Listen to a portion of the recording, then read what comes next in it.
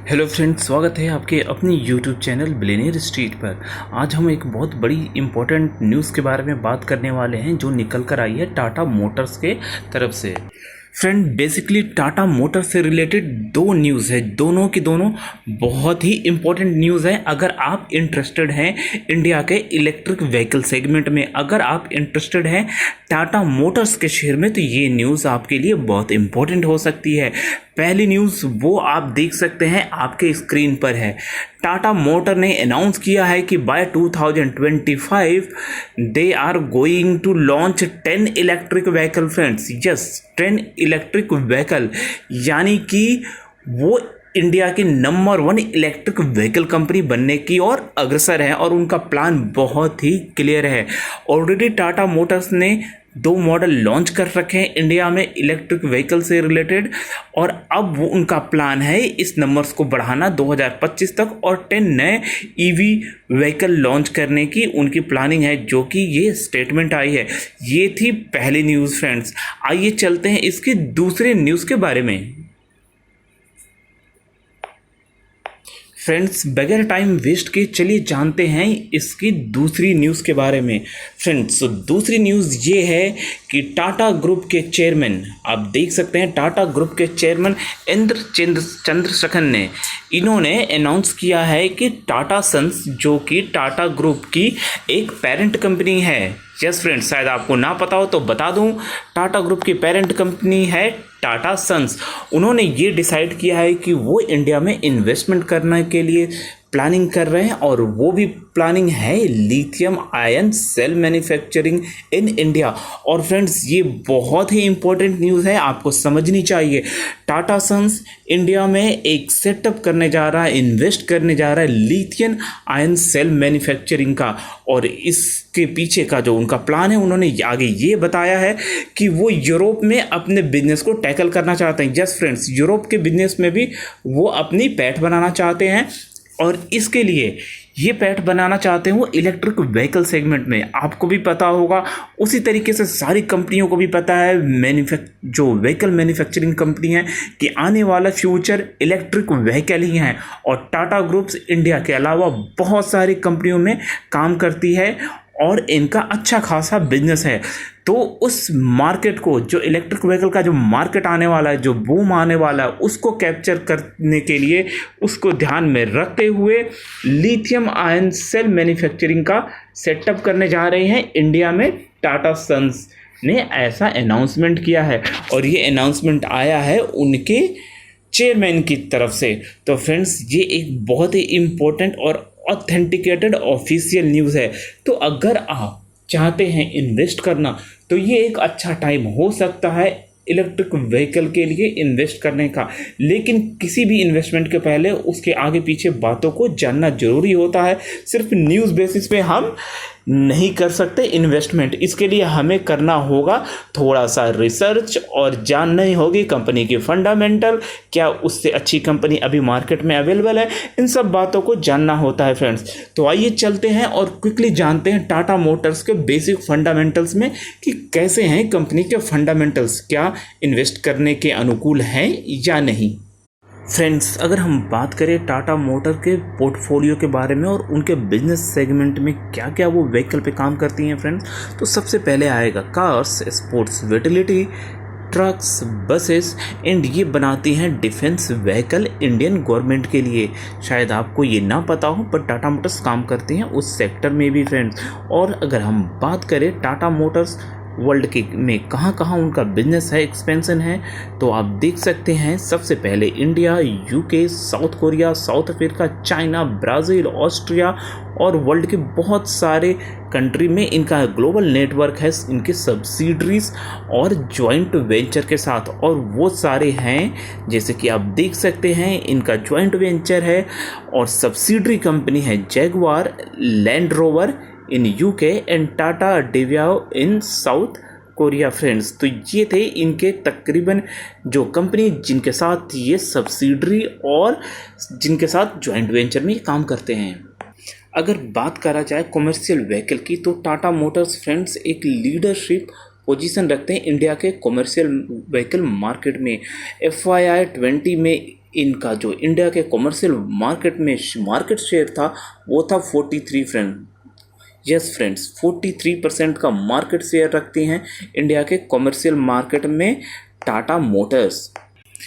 Friends, बात करें अगर रेवेन्यू ब्रेकअप की तो आप देख सकते हैं कि FY20 में कंपनी का 20% जो कंट्रीब्यूशन था रेवेन्यू में वो आया था नॉर्थ अमेरिका से, और इंडिया दूसरे नंबर पे था 17.8% के साथ, यूनाइटेड किंगडम तीसरे नंबर पे रहा 16 पॉइंट के साथ, और चाइना से इनका 11.4% का रेवेन्यू आया, और रेस्ट ऑफ द यूरोप से 16%, and rest of the world से आप देख सकते हैं 17%। तो एक चीज़ तो क्लियर है फ्रेंड्स कि इंडिया दूसरे नंबर पे रेवेन्यू के मार्केट शेयर के हिसाब से। अगर आप सोच रहे होंगे कि टाटा मोटर का बिजनेस इंडिया में सबसे ज़्यादा है फ्रेंड्स, तो आपको शायद अभी पता चल गया होगा कि सबसे मेजर जो इनका कंट्रीब्यूटर था रेवेन्यू में FY20 में वो था नॉर्थ अमेरिका 20% के साथ फ्रेंड्स। तो आइए अब जानते हैं कुछ और बात टाटा मोटर्स के बारे में। बात करें कंपनी के मार्केट कैप के बारे में फ्रेंड्स, तो तकरीबन 1,22,450 करोड़ का मार्केट कैप है, जो कि एक बहुत ही बड़ी लार्ज कैप कंपनी है। करंट प्राइस 345 रुपये, और इसका 52 वीक हाई लो 361 और 101। बेसिकली करंट प्राइस है 345 रुपये, जो कि इसके 52 वीक्स हाई के काफ़ी क्लोज है फ्रेंड्स, आप देख सकते हैं। और डिविडेंड यील्ड फिलहाल इस साल 0% रहे टाटा मोटर्स की। ROCE 5.82, जो कि उतनी अच्छी नहीं कही जा सकती, और ROI तो -20% है फ्रेंड्स, जो कि बिल्कुल भी अच्छा नहीं कहा जा सकता है इस कंपनी के लिए। फ्रेंड्स, अगर इसके रीसेंट क्वार्टर की बात करें जो कि मार्च में अभी डिक्लेयर हुआ है कुछ समय पहले, तो आप देख सकते हैं कि सेल्स में इंक्रीमेंट हुई है। जो पिछले क्वार्टर सेल्स था इस कंपनी का था वो तकरीबन 75,000 करोड़ था, और अब जो वो बढ़कर हो गया है 88,000 करोड़। सेल्स में डेफिनेटली हमें इंक्रीमेंट देखने को मिला है फ्रेंड्स, लेकिन सबसे बड़ी प्रॉब्लम कुछ और है। प्रॉब्लम यहाँ पर है फ्रेंड्स, आप देखिए अदर इनकम पिछले साल था 289 करोड़, जो कि इस साल ड्रास्टिकली बढ़ने के बजाय बहुत ही ज़्यादा लॉस हुआ है कंपनी को। इस क्वार्टर में 12,655 करोड़ का लॉस फ्रेंड्स, ये लॉस बहुत ही बड़ा लॉस है फ्रेंड्स, और इसी का जो नुकसान है देखने को मिला है कंपनी के नेट प्रॉफिट में फ्रेंड्स। यस फ्रेंड्स, आप देख सकते हैं पिछले साल जो दिसंबर में कंपनी का नेट प्रॉफिट था 2,906 करोड़, वो इस बार पूरा का पूरा खेल उलट हो गया है फ्रेंड्स। खेल उलट ये हो गया कि कंपनी प्रॉफिट से अब इस साल हो गई है माइनस में, -7,605 करोड़। क्या आपको ये बात पता थी? अगर आपको नहीं पता थी तो फ्रेंड्स पता होना चाहिए, क्योंकि कई बार हम सिर्फ शेयर के प्राइस में एक जो बुल आता है, बुल फेज आता है, उसके चक्कर में बह जाते हैं और फंडामेंटल्स देखना बिल्कुल ही भूल जाते हैं, और इसका हमें भारी नुकसान चुकाना पड़ता है। यही हुआ था टाटा मोटर्स के साथ 3 साल पहले, जब इस कंपनी का शेयर का प्राइस तकरीबन 500 पे ट्रेड कर रहा था, और उसके बाद आई एक भयंकर क्रैश व्हीकल सेगमेंट में, और उसके बाद ये इसका शेयर का प्राइस तकरीबन 75 रुपये आ गया 500 रुपये से फ्रेंड्स। तो ये बहुत बड़ी मिस्टेक होती है एज ए इन्वेस्टर, अगर आपने फंडामेंटल को बिल्कुल भी ध्यान नहीं किया और इग्नोर कर दिया फंडामेंटल्स को। EPS एक बहुत ही इम्पोर्टेंट फैक्टर होता है किसी कंपनी के फंडामेंटल रिव्यू का, यानी कि अर्निंग पर शेयर ये था 9.41 लास्ट क्वार्टर में, जो कि ड्रास्टिकली डिक्रीज होकर हो गया -22। तो ये बहुत ही बड़ा एक डेंट है कंपनी के फंडामेंटल्स में। आइए चलिए जानते हैं कुछ और फंडामेंटल्स फ्रेंड्स। आइए हम देखते हैं इस कंपनी का हिस्टोरिकल परफॉर्मेंस। अगर हम बात करें कंपाउंड सेल्स ग्रोथ की, तो आप देख सकते हैं कि पिछले 10 ईयर्स में कंपनी ने दिया है 7% का सेल्स ग्रोथ। ये तो ठीक है, लेकिन खेल चेंज होता है, गेम चेंज हो जाता है पिछले 5 साल से। 5 साल में देखिए कंपनी का sales growth -2%। Could you believe? 5 years में कंपनी का सेल्स ग्रोथ हो जाता -2%, 3 ईयर्स में -5%, और ईयर टिल मंथ ये है -4%। तो ये है कंपनी का फंडामेंटल, जो कि बेहद ही बेकार है मेरे हिसाब से। अगर कंपनी की प्रॉफिट ग्रोथ के बारे में बात करें फ्रेंड्स, तो पिछले 10% से शायद कंपनी का प्रॉफिट ग्रोथ का यहाँ पर डेटा ही नहीं है, क्योंकि सेल्स ही काफ़ी ख़राब रही है। अगर बात करें जो हमारे एज ए इन्वेस्टर के लिए जो सबसे इम्पोर्टेंट है, कंपनी ने सेल्स कितना करा, प्रॉफिट क्या करा, वो सब छोड़ दीजिए। हमें मतलब होता है कि जो स्टॉक है, स्टॉक का प्राइस वो कितना रिटर्न दे रहा है, क्योंकि हम तो खरीदते हैं स्टॉक। तो फ्रेंड्स, अगर मैं आपको बताना चाहूँगा कि अगर आपने पिछले 10 साल से कंपनी के शेयर को होल्ड करा है, तो आपने बनाए हैं सिर्फ 5% रिटर्न। यस फ्रेंड्स, सिर्फ 5% रिटर्न। और अगर 5 साल पहले खरीदा है तो आप अभी इस बुल रन के बाद भी -6% पर बैठे होंगे। लेकिन अगर 3 साल पहले खरीदा था तो शायद आप 8% बना गए होंगे। लेकिन अगेन गेम यहाँ पर फिर से चेंज होता है फ्रेंड्स। पिछले 1 ईयर में देखिए माइंड ब्लोइंग 233% का रिटर्न। Could you believe? पूरे सेक्टर में ईवी सेगमेंट की तो बात ही छोड़िए, इंडिया के व्हीकल और ऑटो सेक्टर में किसी भी कंपनी ने इतना रिटर्न नहीं दिया जितना टाटा मोटर्स ने दिया है पिछले 1 साल में। तो अब आप पूछेंगे सर उसकी वजह क्या हो सकती है? फ्रेंड्स, उसकी वजह है न्यूज़, सिर्फ न्यूज़ और इनका फ्यूचर बिजनेस प्रोस्पेक्ट। आपको पता है फ्रेंड्स कि न्यूज़ बहुत ही इंपॉर्टेंट फैक्टर रखता है शेयर के प्राइस में, कंपनी के फंडामेंटल्स में नहीं, लेकिन शेयर के प्राइस को ऊपर ले जाने में बहुत ही इंपॉर्टेंट रोल रखता है। लेकिन बीइंग ए स्मार्ट इन्वेस्टर आपको फंडामेंटल को तवज्जो देना चाहिए, क्योंकि आप देख सकते हैं कि इस कंपनी का फंडामेंटल्स बेहद ही ख़राब है हर तरीके से। लेकिन पिछले 1 साल में जो शेयर में ये बुल रन आया है फ्रेंड्स, उसका रीज़न मैं आपको अब बताता हूँ। उसका रीज़न है ईवी सेगमेंट। यस फ्रेंड्स, शुरू में जो मैंने आपको बताया कि कंपनी जो प्लान कर रही है ईवी सेगमेंट में इन्वेस्टमेंट करने का, ऑलरेडी उन्होंने 2-3 मॉडल निकाले हैं इंडिया में जो कि सक्सेसफुल रहे हैं फ्रेंड्स।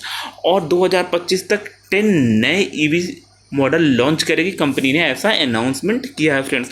तो इन्हीं सब न्यूज़ के कारण टाइम टू टाइम इसका शेयर का प्राइस ऊपर जा रहा है। लेकिन अगर फंडामेंटली देखें शेयर, तो बिल्कुल भी अभी अच्छा नहीं है। उसके पीछे की खास वजह, जो सबसे खास वजह है टाटा मोटर्स के शेयर और कंपनी में बुरी तरीके से फंसने का या फंडामेंटल्स के ड्रॉबैक का, वो मैं अब आपको दिखाता हूँ। फ्रेंड्स, अब आपके सामने है पिछले 3 साल का कंपनी का परफॉर्मेंस 2019, 2020 और 2021। इसमें आपको ध्यान देना है सिर्फ इस पैरामीटर पे। यस फ्रेंड्स, आपको ध्यान देना है कंपनी के ऊपर आए इस कर्जे के बारे में। 2019 में कंपनी के ऊपर जो कर्जा था वो तकरीबन 1,06,000 करोड़ था, जो 2020 में बढ़कर हो गया 1,24,000। 2021 में ये बढ़कर हो गया 1,42,000। तो फ्रेंड्स, आप देख सकते हैं कि विद द ईयर 3 ईयर्स में कंपनी अपने कर्जे को कम करने की बजाय बढ़ाती जा रही है, और ये भी हाईएस्ट है। हालांकि न्यूज़ निकल कर ये आती है कि कंपनी अपने कर्जे को कम करना के लिए पूरी तरीके से डेडिकेटेड है, और टाइम टू टाइम मैनेजमेंट की तरफ से ऐसी न्यूज़ आती रहती है, जिस कारण से न्यूज़ बेस पे शेयर के प्राइस यूँ बढ़ते बढ़ते एक स्काई हाई पहुंच गए हैं। 75 रुपीज़ से ये पहुंच गया है इसका शेयर का प्राइस 350 रुपीज़ के पास। लेकिन फंडामेंटल इसके बेहद ही ख़राब है। जब तक कंपनी अपनी बोरिंग को, डेट को कम नहीं करती, कंपनी के लिए एक बड़ी चुनौती हमेशा रहेगी। बट जैसे कि आपको पता है कि ये कंपनी बिलोंग करती है टाटा ग्रुप से, जो कि हमारे देश के सबसे जाने माने इंडस्ट्रियल हैं और बिजनेस टाइकॉन है। तो डेफिनेटली ये एक सपोर्ट तो रहेगा, और कंपनी लॉन्ग टर्म में एटलीस्ट आपके पैसे डूबेंगे नहीं। लेकिन वही बात है, आप 5-10 सालों के लिए कंपनी में ट्रैप हो सकते हैं। तो मेरी एडवाइस यही है कि अभी फ़िलहाल वेट करें, और इससे भी बहुत अच्छी कंपनियां हैं इस सेक्टर में। मैं जल्द ही लेकर आऊँगा एक और वीडियो आपके लिए इंडिया के ऑटो, एंसिलरी और व्हीकल इंडस्ट्री से। अगर आपको ये वीडियो अच्छा लगा हो फ्रेंड्स, तो please like and subscribe my channel.